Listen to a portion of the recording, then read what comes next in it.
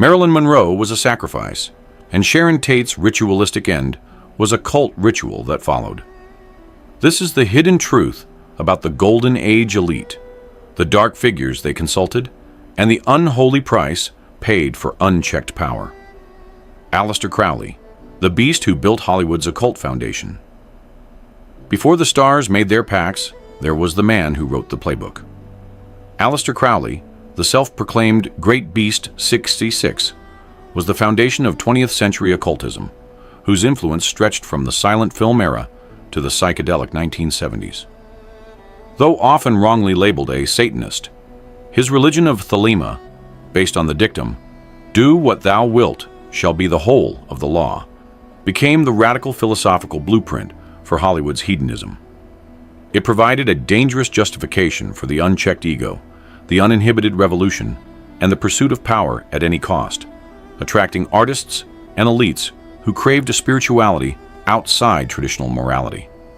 His image has been famously embedded in rock music history, but his real contribution to Hollywood was intellectual. His writings on magic and ritual intimacy inspired many of the figures who later practiced or were victimized by dark arts. When celebrity icons like Elvis and David Bowie studied his works, they were not reading fictional horror. They were reading the gospel of forbidden knowledge, the blueprint for a life lived without moral boundaries, guaranteeing his status as the invisible, guiding architect of Hollywood's dark side. Crowley's complex system emphasized the true self as a god, a concept that resonated deeply within the self-obsessed and ambitious culture of early Hollywood, offering a potent shortcut to mastery over fame and fortune. Rumors persist that specific producers and influential socialites from the 1920s secretly funded his esoteric research, viewing his magical practices as essential tools for predicting trends and crushing rivals. The very language and symbols Crowley championed, often disguised in art and music, became a hidden language among the elite who believed they were accessing cosmic secrets for material gain. Rudolph Valentino, the Latin lover's seance addiction. The king of silent film was not just captivated by passion on screen, but by spirits in private. Rudolph Valentino, the ultimate Latin lover, lived a life shrouded in early Hollywood mystique. But behind the scenes, he and his wife, Natasha Rambova, were outspoken, fervent believers in spiritualism. They constantly participated in seances right in their glamorous Hollywood mansions, seeking guidance, fame, and wealth from the spirit realm. They employed professional mediums and reportedly used specific antique tools, such as the silver seance trumpet, to clearly hear messages from beyond, which they believed would guarantee box office success. Valentino was convinced that he was guided by an invisible mentor, an ethereal presence that protected him and fueled his explosive fame, even leading him to publish his own book of spirit writings. This dependency on the occult was so profound that the reckless star would drive his car at dangerous speeds, convinced that his spirit guides would protect him from any accident, a fatal sense of invincibility. When Valentino tragically and suddenly passed away in 1926 at the age of 31, rumors immediately erupted that his troubled spirit was trapped, haunting various Hollywood locations, including the room where he passed. The famous curse of a customized silver ring he acquired from a mysterious fortune teller was widely blamed for his premature end, with the ring subsequently bringing misfortune to several owners who dared to wear it, solidifying the legend of a cursed star. His ghost became one of the most famous in history, suggesting his devotion to the spirit realm in life ensured his terrifying lack of rest in passing. Mae West, the blonde who consulted the forces. The queen of wit and early Hollywood scandal wasn't just writing provocative scripts. She claimed to be channeling them. Mae West, who helped define the uninhibited revolution of the 1930s, was known for her shocking, boundary-pushing material. She was reportedly a dedicated medium and regularly hosted psychic readings and seances in her apartment. Her psychic, Kenny Kingston, recounted that West would often pass her room saying, "Forces, forces, come to me and help me write a script."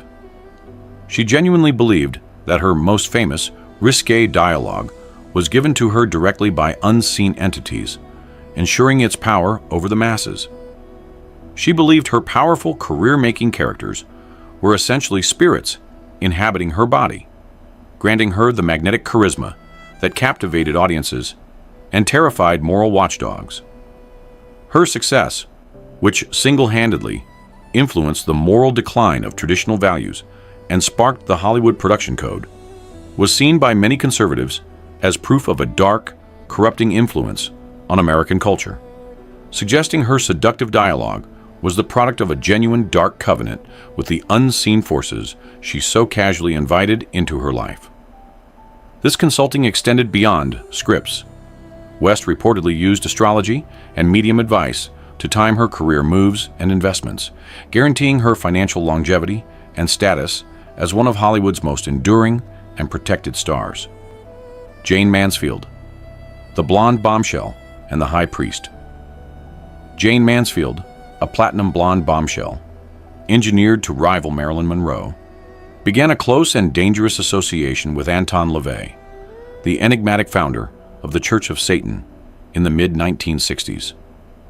Rumors swirled that she was a high priestess in his inner circle, participating in rituals involving black cloaks and inverted pentagrams, seeking to amplify her stardom through unconventional spiritual means. She flaunted this connection, even allegedly allowing LaVey to perform a public ritual at her lavish Hollywood pink palace, creating a chilling tableau of glamour and dark transgression. These images suggested a pact deeper than simple public relations. Sources alleged Mansfield and LaVey engaged in occult ceremonies involving blood and curses aimed at rivals.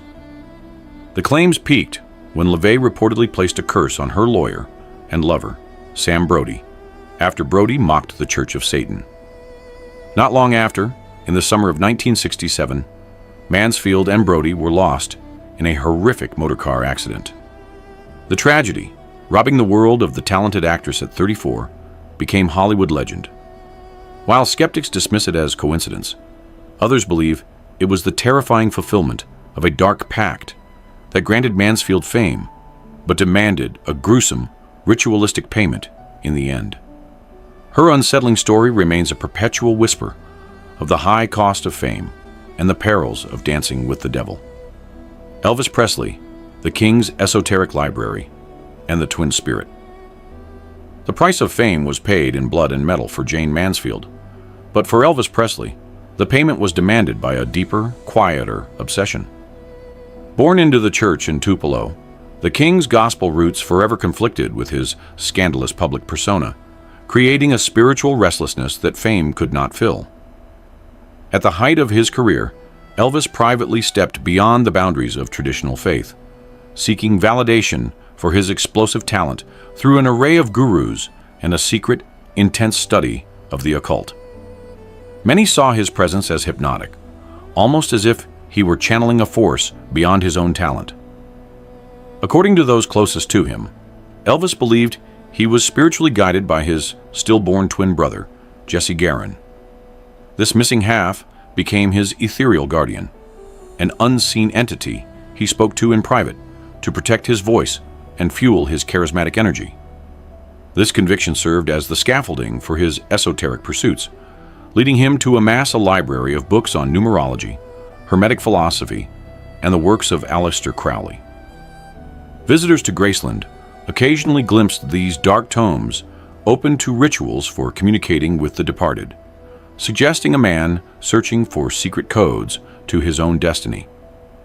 The parallels between his explosive rise and his subsequent physical decline are viewed by some as the clinical evidence of a Faustian bargain. As he leaned on prescribed medication and his body withered, it appeared as though the cost of his power was being exacted in real time, turning the icon into a hollowed husk. When he passed away in 1977, conspiracy theories erupted, suggesting his fate was the final reckoning of a deal with dark forces. He had captured the spirit of a generation, but in the process, he may have lost his own soul. His search for power ended in a deeply public tragedy, leaving behind only the echo of his talent and the unanswered questions hidden in his study.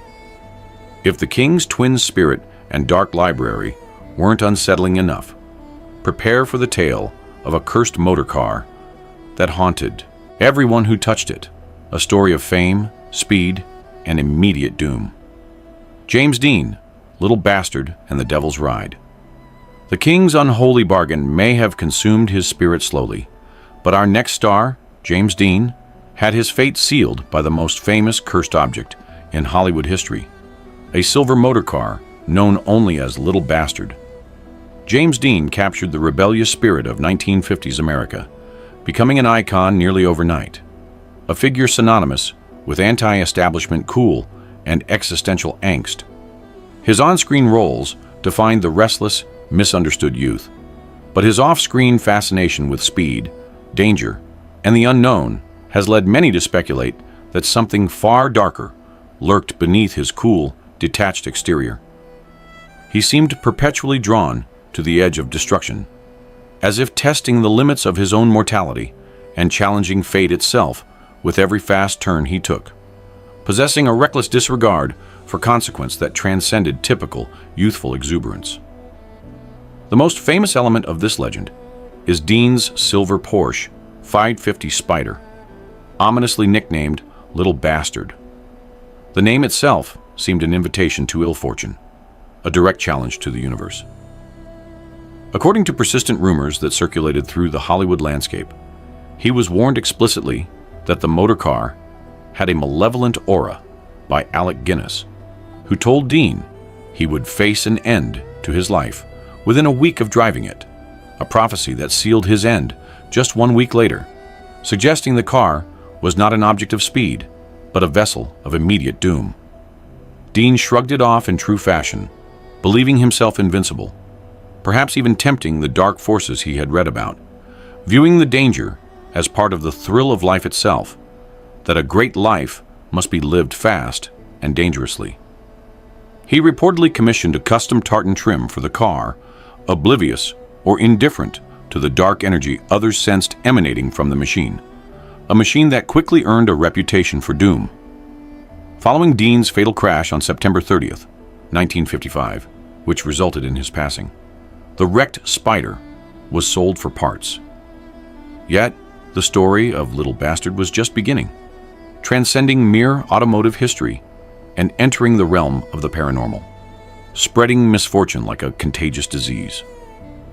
Accidents, bizarre events, and injuries trailed everyone who dared to handle the motor car's remaining components, creating a tragic cascade of misfortune that amazed police and insurance investigators. The string of misfortunes became so famous, it was dubbed the Curse of Little Bastard. One tale recounts how the heavy motor fell off a truck, breaking a mechanic's leg. In another instance, two motor cars carrying pieces of the wreck collided. When the car's mangled shell was eventually put on display for a road safety exhibit, it was reported to have mysteriously disappeared without a trace, feeding the sinister idea that the vehicle was cursed, or perhaps possessed by an evil force that Dean had awakened, an entity that demanded the car remain hidden. The chain of bad luck even included the temporary disappearance of a display mechanic who was found days later, disoriented and unable to explain his absence, as if the car itself was fighting to remain unseen or actively exerting its malign influence over those who approached it.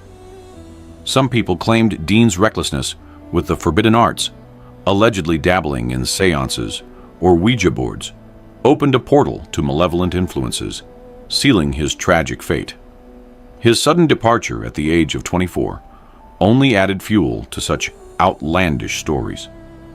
In the aftermath, fans shared theories that Dean made a deal with the devil for instant, meteoric stardom, or that he was singled out by dark entities he unwittingly provoked.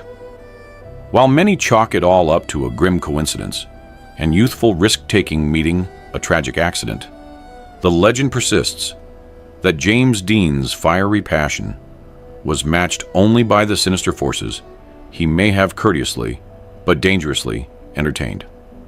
His restless spirit, immortalized on screen, seems to have been too powerful to simply rest in peace, forever linked to the vehicle that became his unintended monument, a symbol of reckless youth and cursed fame that remains one of Hollywood's most chilling artifacts. Errol Flynn, the swashbuckler's forbidden knowledge. Dean's fate was accidental. But for the swashbuckling Errol Flynn, the flirtation with the forbidden was a deliberate act of rebellion, a conscious pursuit of sensation beyond the limits of polite society, a refusal to accept any moral boundary. His lavish yacht parties were not merely hedonistic.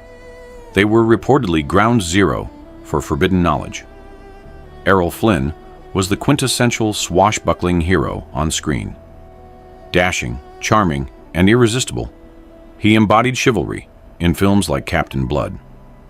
Off-screen, however, he was a notorious pleasure seeker whose extreme lifestyle gave rise to countless rumors, including whispers of involvement in esoteric circles, constantly pushing the envelope of acceptability. His reputation for excess was so pronounced that studios had teams dedicated solely to managing his constant, chaotic private life, often paying off journalists to keep the darkest secrets submerged, protecting the facade of the screen hero, who was, in reality, a danger to himself and others. Flynn's yacht parties, far from being mere celebrity gatherings, were legendary for their excess and the strange company they kept, often involving dangerous liaisons. They featured a mix of starlets, eccentric artists, and, crucially, rumored occultists and practitioners of secret arts. It is said that black candles, strange symbols, and cryptic rituals occasionally became part of the late-night festivities, performed in the intimate, secluded setting of the open ocean, far from the prying eyes of the moral watchdogs. Accounts specifically mention strange astrological readings being conducted during periods of heavy drinking, and even attempts at spirit communication in the small hours of the morning, performed as entertainment that blurred into something more serious and genuinely dangerous as the alcohol flowed. These were details that few dared to speak about publicly, fearing the powerful wrath of the studio system and the scandal they might provoke, suggesting complicity among Hollywood's elite who attended these private orgies of decadence. Stories emerged that Flynn was entranced by forbidden knowledge. Some people believed he possessed an extensive private library, covering everything from ancient philosophy and alchemy to ceremonial magic, and was drawn to secret societies that promised the ultimate thrill, tapping into otherworldly power for personal gain and hedonistic pleasure. He reportedly sought out texts that were highly obscure and historically controversial, fascinated by historical figures who had achieved greatness through questionable means, seeing them as role models for his own defiance and hunger for sensation. Ever the iconoclast, Flynn deliberately and proudly flaunted social norms, fueling the notion that he actively courted dark forces as a spiritual act of rebellion against traditional Hollywood and the moral codes of his era. He was a man who lived without boundaries, and the realm of the forbidden was simply another boundary to cross, seeking the ultimate reckless pleasure that fame could afford him, treating existence as a constant, dangerous game. Though no hard evidence exists of any genuine practice of the darker arts, Flynn's reputation as a bad boy who skirted the boundaries of propriety only fanned the flames of rumor. Even his sudden passing in 1959, at just 50 years old, has been woven into occult rumors, with some speculating he paid the final price for dabbling in malevolent energies, a life cut short by the forces he chose to entertain and exploit.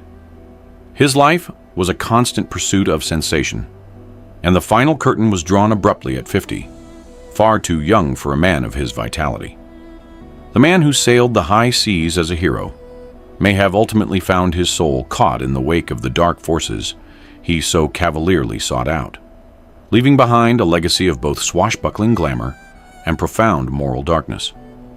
Peter Sellers, the comedian, haunted by the occult beneath the genius of his comedic timing, lay a man tormented by profound spiritual unease and a desperate search for meaning that led him into esoteric realms. Peter Sellers, the brilliant mercurial star of the Pink Panther, and Dr. Strangelove, was infamous for his erratic personal life and his intense emotional attachment to gurus and mystical teachings. He dabbled heavily in spiritualism and the occult, consulting psychics, astrologers, and mediums on everything from movie roles to marriage decisions. This was less a search for power and more an obsessive quest for self-discovery and control over his turbulent emotions.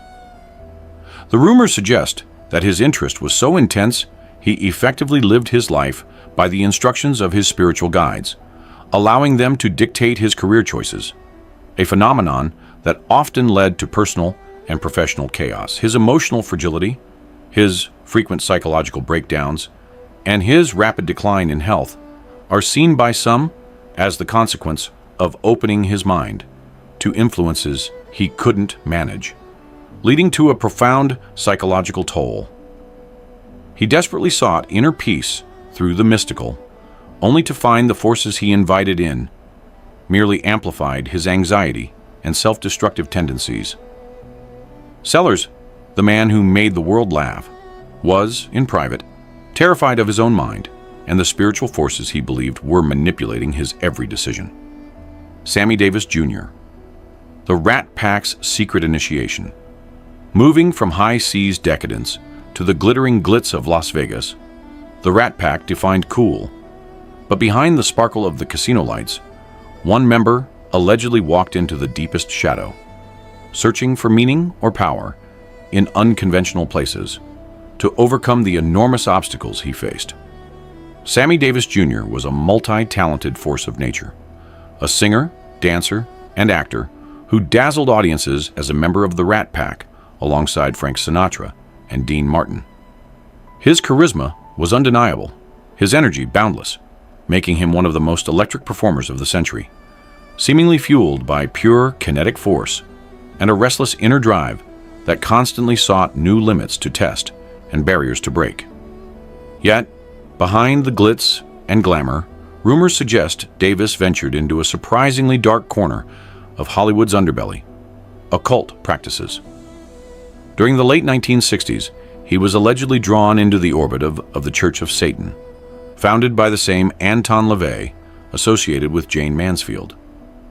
This connection shocked those who knew him, as Davis was often seen as the ultimate entertainer, the ultimate professional, the embodiment of American success, not a dark, revolutionary seeking radical spiritual alternatives to his established faith. His conversion to Judaism was already a dramatic public statement, and his alleged flirtation with LaVey's philosophy suggested a spiritual quest for belonging and power that defied easy classification. Some accounts claimed Davis briefly became a member, attending private ceremonies where participants chanted incantations under the glow of black candles. Friends and colleagues reportedly shrugged it off as a phase or a quirk, noting that Davis was known for his curiosity and flair for the dramatic, a man who loved to try on different identities. But others close to him whispered of a deeper, darker experience, something that truly unnerved the usually unflappable entertainer. Tales of midnight ceremonies at secret locations, complete with robed figures and arcane symbols, began to circulate in hushed tones, suggesting a serious, if brief, commitment to the forbidden. It was widely believed that his motivation was not merely theatrical, but a sincere attempt to gain control over his career and the prejudice he faced, searching for a power that defied society's constraints and promised him true equality in a non-inclusive industry. The stories became even more tantalizing when Davis suddenly, abruptly distanced himself from LaVey and the Church of Satan. It was as if he had seen something so profoundly unsettling, so completely compelling, that he felt forced to walk away and never look back, shedding the dark influence entirely and turning back toward conventional faith with renewed intensity. He reportedly never spoke publicly about the true reasons for his immediate and final departure, deepening the mystery and the sense that he had witnessed something genuinely terrifying. He would never confirm the full extent of his involvement, leaving the terrifying ambiguity hanging over his legacy. While none of these rumors have been confirmed, the intrigue remains intense. The light he radiated on stage perhaps shielded a darkness he felt compelled to investigate, and ultimately compelled to desperately escape, suggesting he found the price of the forbidden too high for even his restless spirit. Mia Farrow, the bride of Satan and the curse of Hollywood. Mia Farrow's career was instantly and terrifyingly defined by the occult, not just in fiction, but in a real-life period that became soaked in genuine, high-profile tragedy. In 1968, Farrow starred in Roman Polanski's horror masterpiece, Rosemary's Baby, playing a woman groomed by a satanic cult to give birth to the devil's child. The film itself was reportedly plagued by dark omens and bizarre accidents. Farrow's intense performance, where her character is psychologically tormented and manipulated, was eerily mirrored in the subsequent tragic events that befell those connected to the film.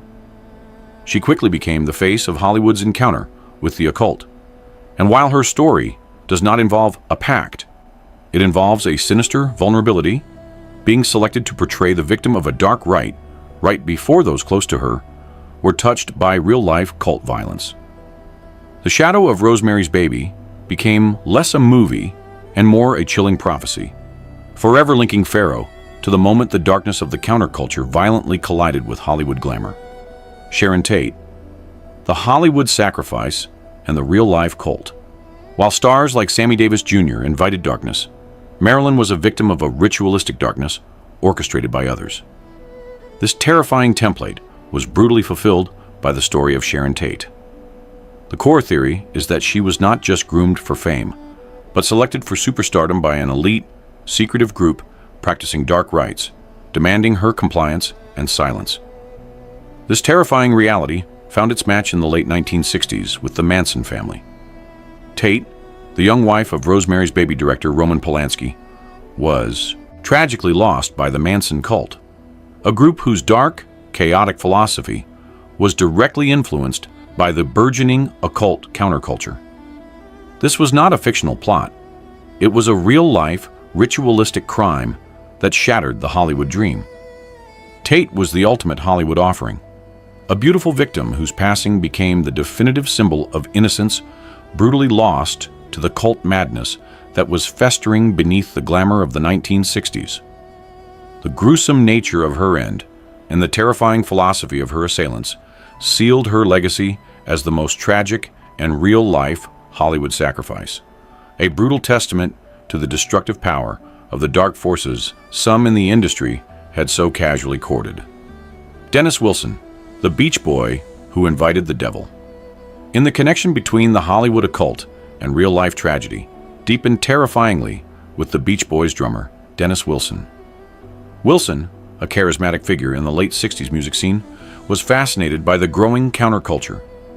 He became deeply, dangerously entwined with the man who would orchestrate the Tate loss of life, Charles Manson. Wilson allowed the cult leader and his female followers to live in his luxurious Los Angeles mansion, covering thousands of dollars of the cult's expenses and even trying to get Manson a music deal. While Wilson himself did not practice Satanism, he actively enabled and financed the individual who carried out the most infamous, occult-inspired losses of life in modern history, blurring the line between rock and roll hedonism and real-life cult danger. He eventually fled his home in fear, unable to cope with the chaotic and threatening nature of the group, only for Manson's followers to leave behind a chilling warning, a large, terrifying message scrawled on the wall of his home. Wilson's association with Manson became his greatest private torment, serving as a dark warning that in the late 1960s, Hollywood's flirtation with the dark side was no longer theoretical. It was knocking on your door. Marilyn Monroe, the Hollywood sacrifice. While stars like Sammy Davis Jr. invited darkness, Marilyn was a victim of a ritualistic darkness orchestrated by others. The core theory is that she was not just groomed for fame, but selected for superstardom by an elite, secretive group practicing dark rites, demanding her compliance and silence. It was a cult, not just a clique, operating at the highest levels of power and influence, whose reach extended far beyond the studio gates. Marilyn Monroe epitomized Hollywood glamour, becoming an enduring icon of beauty and vulnerability. Yet the mysterious circumstances surrounding her life, and especially her untimely passing, have long fueled rumors of shadowy forces at play, suggesting manipulation by the most powerful figures in society, encompassing both the studios and political leaders who were afraid of what she knew and whom she might expose. While she publicly embraced a bubbly, carefree persona, some observers and conspiracy theorists assert that she was secretly embroiled in cult rituals orchestrated by powerful individuals in the entertainment industry and political arena.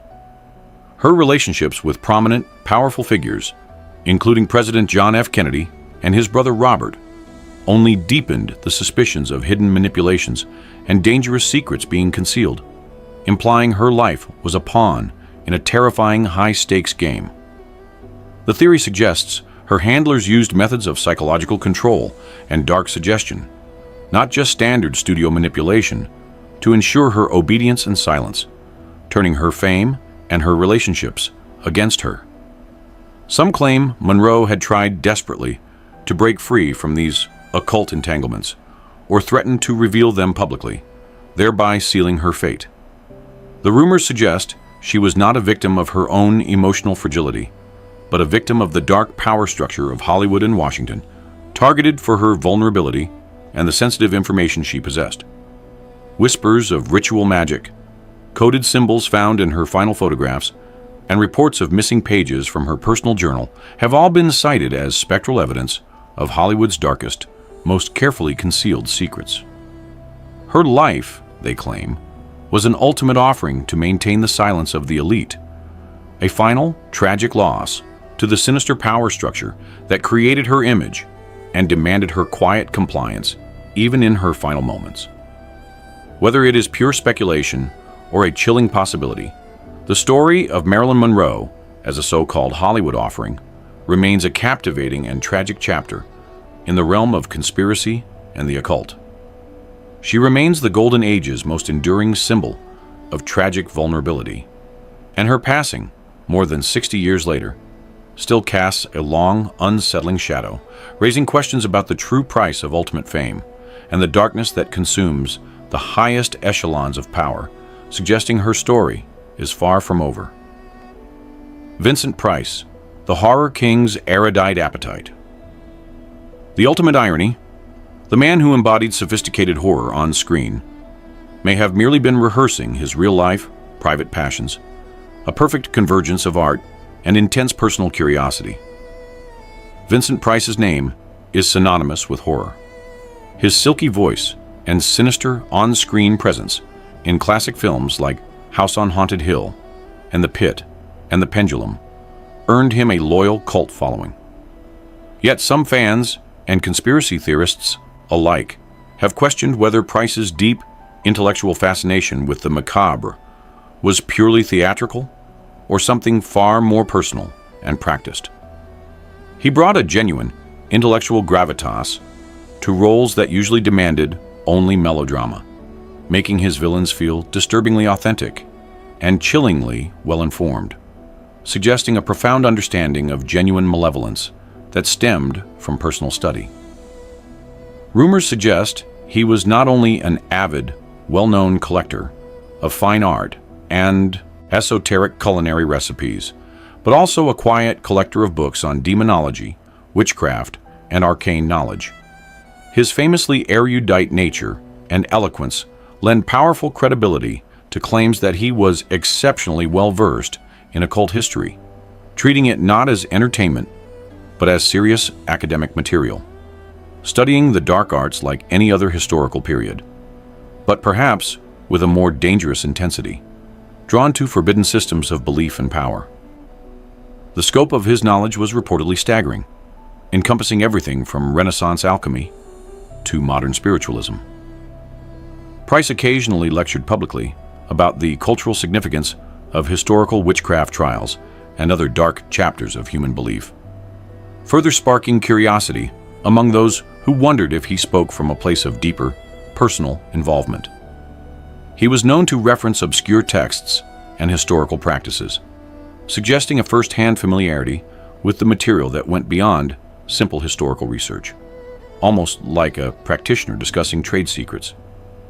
Did he, behind the closed doors of his elegant home, conduct his own secret experiments in conjuring spirits or harnessing darker energies? It was whispered that the man who loved to entertain at his table had a very different kind of appetite in his private library, seeking out the edges of accepted human knowledge and the secrets of historical evil, perhaps viewing his acting career as the safest way to explore the terrifying material he collected without actually crossing the ultimate boundary. Some anecdotal stories from cast and crew members insinuate that Price's dressing room, typically a refuge for actors, was filled with unusual curios and items of esoteric symbolism. These were often dismissed as simple props, but those who saw them up close recognized their esoteric origins, suggesting talismans or ritual objects carefully procured from around the world. While he consistently denied practicing any form of forbidden arts, his masterful portrayal of menacing characters, combined with his real-life appetite for unusual forbidden knowledge, kept the rumors alive until his final days. He presented the perfect image of the cultured gentleman, but the depth of the books on his shelf told a much darker story about his profound, lifelong curiosity with the nature of evil and the secrets of the world. Barbara Steele, the Gothic Siren, and the Arcane Amulets. If Vincent Price was the master of sophisticated fear, the 1960s found their terrifying queen, whose on-screen presence hinted at a deeper, private practice. Barbara Steele's mesmerizing, wide-eyed look made her a staple in Gothic horror films throughout the 1960s, often portraying tormented souls, witches, or vengeful spirits. Her unique, aristocratic beauty defined a generation of atmospheric European horror, making her the muse for directors obsessed with the macabre and the supernatural, such as Mario Bava and Roger Corman, who recognized her innate aura of mystery. Yet, rumors persist that her affinity for the eerie extended far beyond the requirements of her roles.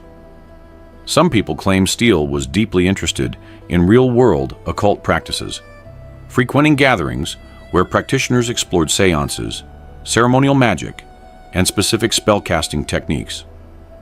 Allegedly, she studied the historical works of Aleister Crowley and delved into European folklore about curses and shape-shifting spirits. She was drawn to the historical power and fear surrounding these subjects, seeing them as a wellspring of profound emotional energy and perhaps a tool for artistic transformation that required genuine spiritual input and involvement, using her craft as a vessel for darker forces. On set, Steele was said to have an uncanny, unsettling ability to embody her characters, slipping into trances that unnerved even seasoned directors.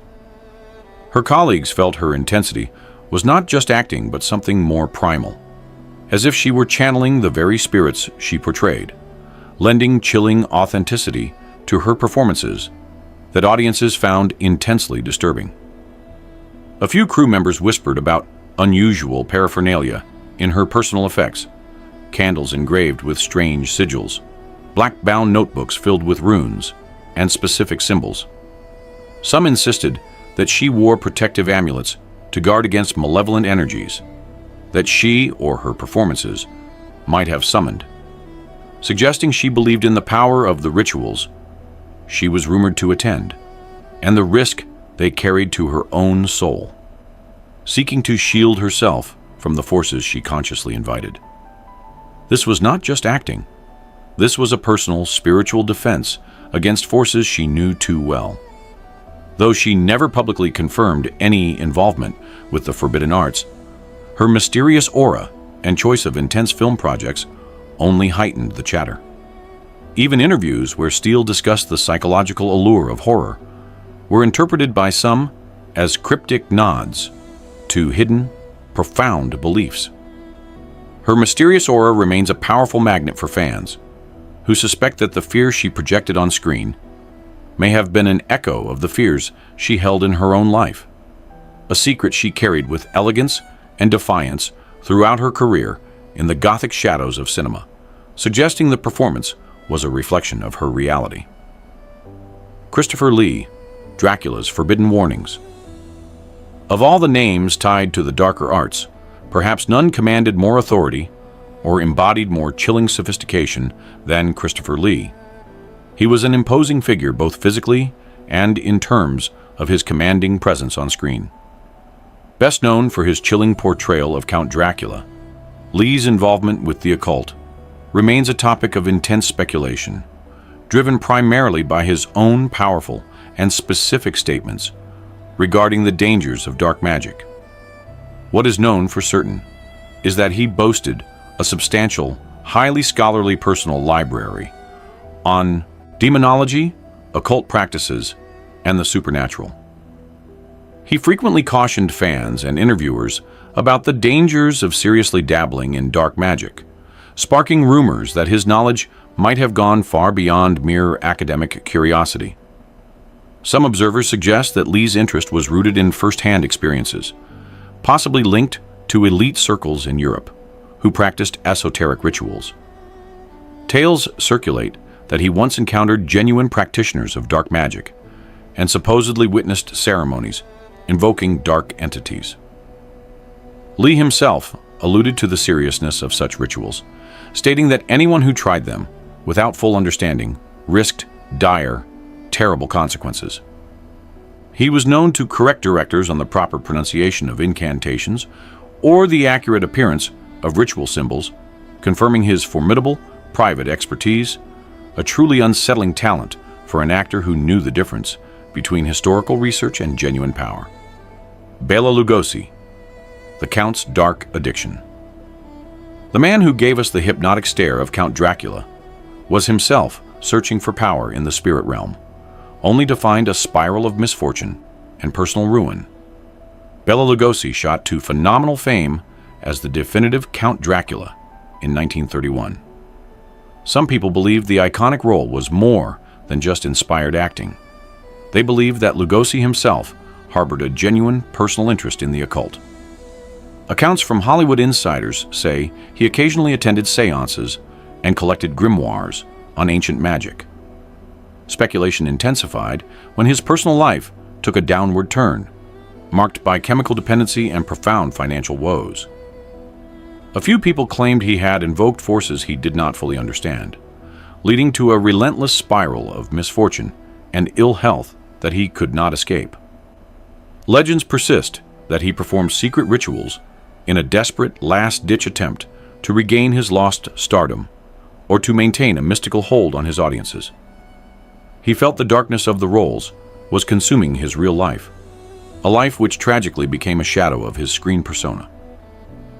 Even after his passing in 1956, the public's fascination with Lugosi's potential real-life dabbling in the supernatural only grew. His burial, while reportedly wearing one of his trademark Dracula capes, became a powerful symbol of how deeply the character, and possibly the dark mystique behind it, had become tragically intertwined with his true identity. These 18 stories represent just a fraction of the strange and unsettling truths rumored to have been concealed behind Hollywood's golden facade. For every rumor that eventually came to light, countless others likely remained buried in studio archives, sealed by ironclad non-disclosure agreements, or taken to the grave by those who kept them.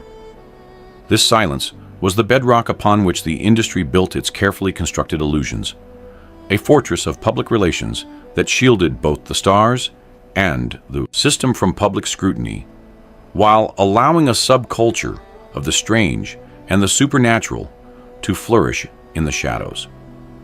The studio heads were masters of alchemy, turning the lead of human scandal and spiritual obsession into the gold of cinematic perfection. But the cost of that transformation was often borne by the individuals themselves. The psychological toll of flirting with the forbidden was immense and multifaceted. Many of these beloved stars lived with constant, gnawing anxiety about exposure, or worse, the terrifying fulfillment of a bargain they may have unintentionally made in the pursuit of greatness. The strain of maintaining a double life, one of wholesome, manufactured perfection, and one of dark, esoteric curiosity, often became an unbearable weight. Some turned to heavy chemical dependencies to cope with the mental exhaustion of their secret fascinations, while others succumbed to the paralyzing fear of the very spiritual forces they had awakened through their rituals and research. This psychological impact was perhaps most devastating for those who had to deny their deepest intellectual curiosities or personal obsessions to fit the studio mold, leading to a profound internal conflict that played out in tragic isolation, far from the flashbulbs of the paparazzi. When we watch the classic films from Hollywood's golden age today, we are seeing more than just rehearsed lines and choreographed movements. We are witnessing the output of complex human beings who fought against shadows, both professional and personal, grappling with a level of fame that often felt like a spiritual prison. As these stories have emerged over the decades, they have forced us to reevaluate our understanding of these iconic figures, not as untouchable gods, but as vulnerable seekers. Rather than diminishing their artistry, these revelations have added a haunting, multi-dimensional depth to our appreciation of their achievements. They show us the true cost of their sacrifice and the complicated, often tortured humanity that breathed life into the characters they portrayed on the silver screen. Many of these stars developed incredible resilience in the face of these hidden challenges, becoming masters of compartmentalization. They channeled their complex emotions, private fears, and esoteric beliefs directly into their performances, finding in their art the only authentic expression they could safely allow themselves in a world that demanded conformity. This duality, the constant tension between the public light and the private dark, contributed to the incredible nuance of their work. It allowed them to project menace, terror, or seductive power, with a frightening realism that went far beyond mere technical craft. It was a performance fueled by their deepest, most lived experiences and the hidden knowledge they gathered in the dead of night. We can now look back at the Golden Age with a more complete, albeit darker, and more nuanced understanding of the human beings behind the glossy images. The stars of Hollywood shine no less brightly for having been revealed as complex, flawed, and sometimes strangely obsessed individuals. If anything, knowing the private struggles and the dark rumors behind the glamour makes their artistic legacies even more remarkable and enduring. They survived the very forces that threatened to undo them, leaving behind a body of work that remains as captivating as the mysteries that surround their lives. Their brilliance was not a product of simple luck, but a result of navigating a treacherous landscape of fame, ambition, and the unknown. As we have uncovered these strange fascinations and the spiritual voids that fame could never fill, I hope you have gained a deeper, more empathetic appreciation for these legendary performers. Their films continue to fascinate and captivate us, not despite their personal struggles, but perhaps precisely because of how those experiences informed their art, giving their performances an edge of true, palpable darkness that still resonates across the decades. The legacy of the Golden Age is not just one of aesthetic beauty and technical innovation, but of the profound, often desperate, human search for meaning and power in a world built on artifice and illusion. If these stories of glamour and the dark forces that lurked beneath the surface resonated with your love for film history and the unexplained, please help us keep this hidden past alive and thriving. Subscribe to Golden Age Files now so you never miss an installment of these profound, untold narratives that challenge the standard history books. Give this video a chance to shine a light on the secrets the studios tried so desperately to bury. And leave us a comment below, sharing which legendary figure, mysterious death, or Hollywood haunting we should explore in our next investigation. Your support and engagement help us dig deeper into the forgotten archives to find the truths that were never meant to be told to the public.